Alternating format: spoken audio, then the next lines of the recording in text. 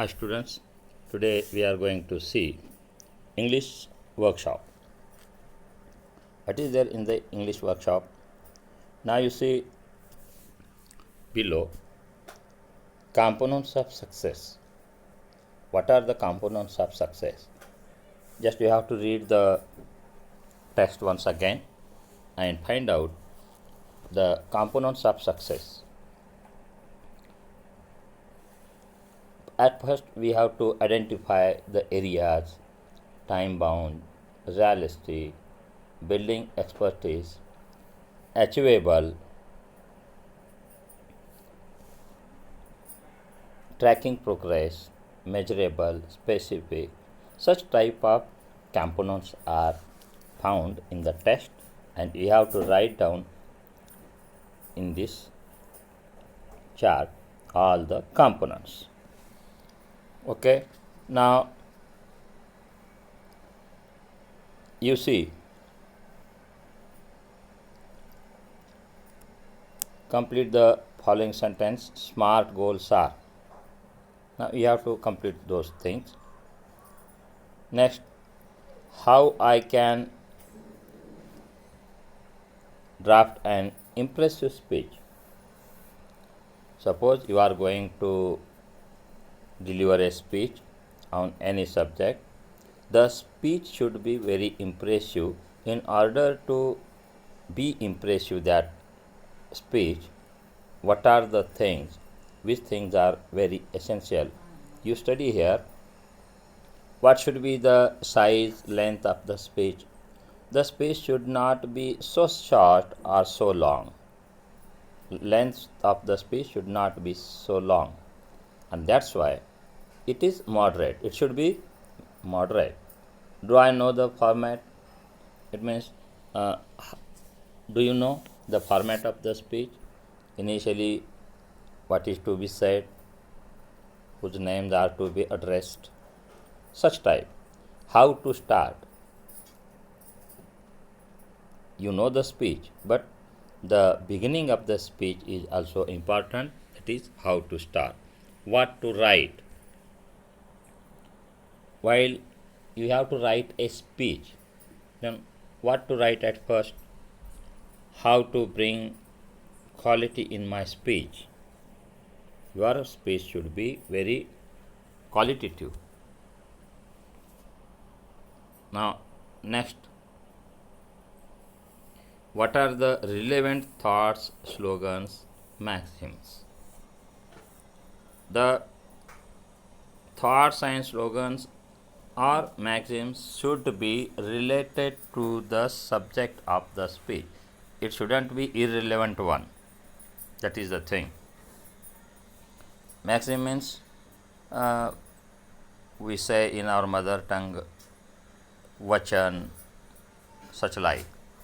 Which are the most important elements to be included in the speech? The elements which are very important to be included, we have to include those things. What is the systematic oral procedure to justify an impressive speech? Oral producer to justify an impressive speech. What is? You have to prepare a good speech, that is impressive speech. Now speech development. Now you see content, greeting and introduction of the topic. What is meant by greeting and introduction of the topic? At first, while delivering any speech, we always used to say respected, honorable, president, chairperson, all the dignitaries on the dais, respected teachers, my brothers and sisters. That is the greeting. You have to write all those things before starting the speech. That is, those things are. Now you see explanation of main theme, clarity of message, organized thoughts and ideas. Now this one is the main theme. The themes should be very declared, or the themes should be The speech should be very impressive, no doubt, but what you want to emphasize in the speech should be very clear. That is, organized thoughts should be very clear. What is the central theme, central idea? Moral and practical application with examples. You have to produce the examples. Morality should be there, and application with examples. Example should be given, and at last you have to conclude the speech. That is a thing. Now speaking presentation, you see verbal clarity, pronunciation of words, voice modulation, and projection. Our clarity should be there. Whatever the words we pronunciate, those pronunciated words should be very, very clear. Our voice should be modulation, neither so low nor so loud. It should be modulation of the voice, and projection should be appropriate projection of all those things. Now presentation, speaking style, mannerism. Speaking style, manners are there. The mannerism is very important. Audience eye contact. Don't look here and there, up and down, but your eye contact should be with the audience eye contact. The audience shouldn't feel he is speaking something and we are not listening. No, eye to eye contact, it means the speaker should attract the minds of the audience. Now ability to keep the audience engaged. When do we see the speech is impressive? Hence the speaker attracts the audience attention and keeps them engaged, then it is to be said the speech is very impressive. Now students, you see here are some useful phrases and vocabulary.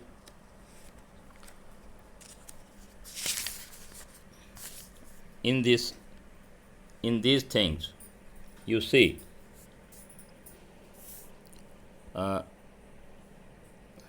it's pleasure to see you all, or I am happy to see you today.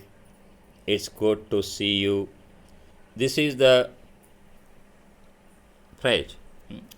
Any phrase you may use while speaking or while delivering the speech. Today's topic is, or my talk is about, or you may say my topic is so and so. Name the topic. The purpose, aim of this speech.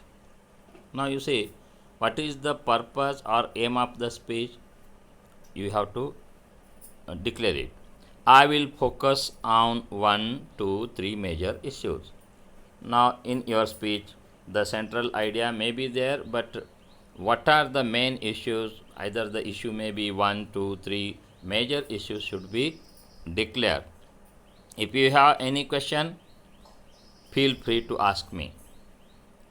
At last, you have to assure the audience, if they have any questions, then they may ask you freely and frankly. That is the thing while delivering the speech. Okay, now you see the next one, 7 do's and don'ts for delivering a speech. Add some more points. While delivering the speech, what is important, what is to do and what not to do, that is do's and don'ts. While delivering speech, you have to talk slowly.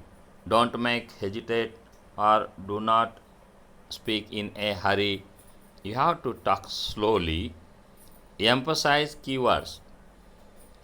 What you want to convince the people, those words should be emphasized by you. That is, emphasize keywords, the main words. And what is not to do? Don't mumble. While speaking, you don't scratch your head and you don't say it's my opinion, either it is true or no. Such type of mumbling is not good while delivering any speech. So the most important point is do not mumble while giving the speech. The second point is don't look up down. Your eye contact should be with the audience. You shouldn't look side, left side, right side, up and down, or backward. Those who are seated on the stage, don't ask them time and again. Don't look towards the backside and speak with them.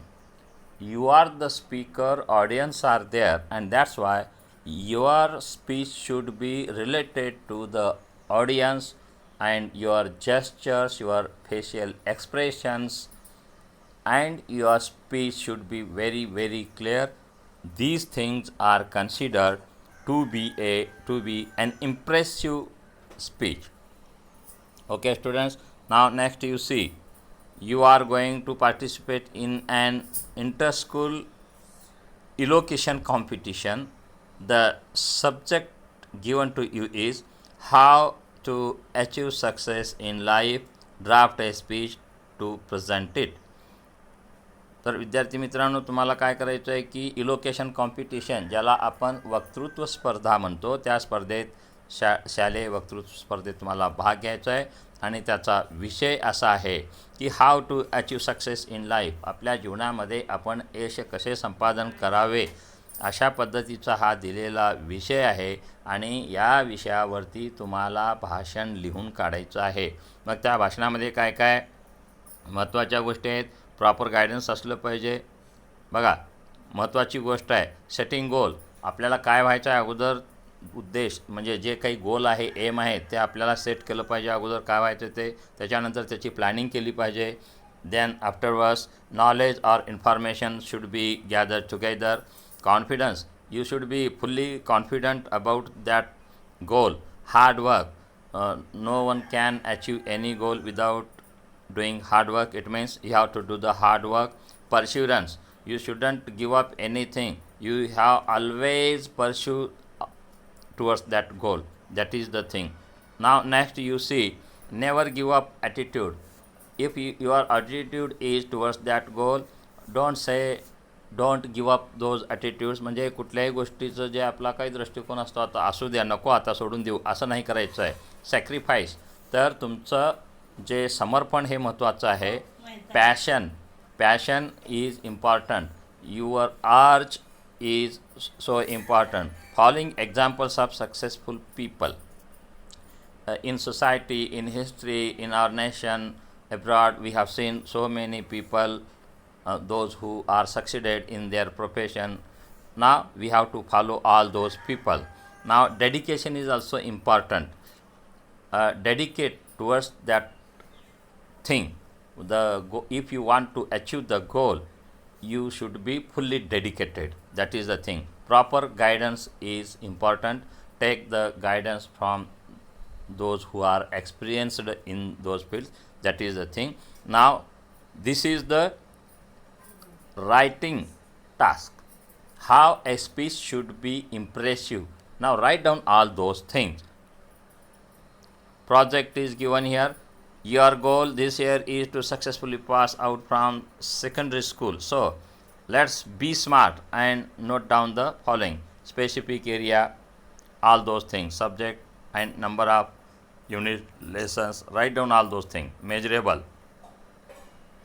comparison of score in previous examination and in recent one, first test, second test and semester first, such type. Achievable goal, target score, performance in SSC examination. You have to do all those things on your own. Realistic approach, time bound action, subject and days for revision. Now study all those things, prepare on your own. This is the action plan. Now students, you see language study. Now here you see here the given language study gerund is here. When the ing form of a verb is used as a noun, it is known as a gerund, a verbal noun. For example, the fighting went on. Here, the fighting. Really, the fight is a verb, but ing is added there. But this fighting is not in the place of verb, it is in the place of noun, and this verb became the noun by adding ing, and that's why this fighting is called gerund or verbal noun. Gerund is nothing but a verbal noun. Here we see that the ing form of the verb fight is used as a subject in the fighting went on. It does a work of a noun. Read the following examples of gerund. Gardening is an art. Here gardening is also a gerund, or we may say it is a verbal noun. Cooking is a science. The cook plus ing, cooking, it becomes cooking and it is a noun, gerund. I enjoy reading poems. Now you see, here I enjoy. What I enjoy? Reading poems. Here reading is also a gerund. Now I like reading more than writing. Reading and writing, these words are gerunds, or we may say verbal nouns. Now you study it very well. If you do come across some things, if you don't understand, ask me later on. Now you see the infinitives. Sometimes the form of a verb in a sentence names the action but does not change according to tense, number, or person.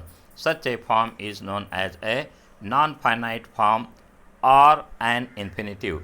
An infinitive is used with or without to. Now example, how did people first began to drink tea? To drink tea. To drink, it is not a verb, it is here to drink is infinitive to. With to, drink is the verb with to, that's why to infinitive is called. Can you name the beverage? Can you name the beverage? Here, can you name? The name is a verb here. Can you name the beverage? Name, before the name there is no to, and that's why it is called bare infinitive. Now you see, it was funny to read verse that stood still. Underline the infinitive. To read. Can I read the book? Can I read the book? Bare infinitive. To be or not to be? That is the question. To be or not to be. These are the infinitives. Students, I will send you later on some important things. Now you study all those finite words. Finite, what is finite verb? Now underline the verbs and choose the correct option from the bracket. Today we will stop here. The next part we'll see tomorrow. Okay, have a great day.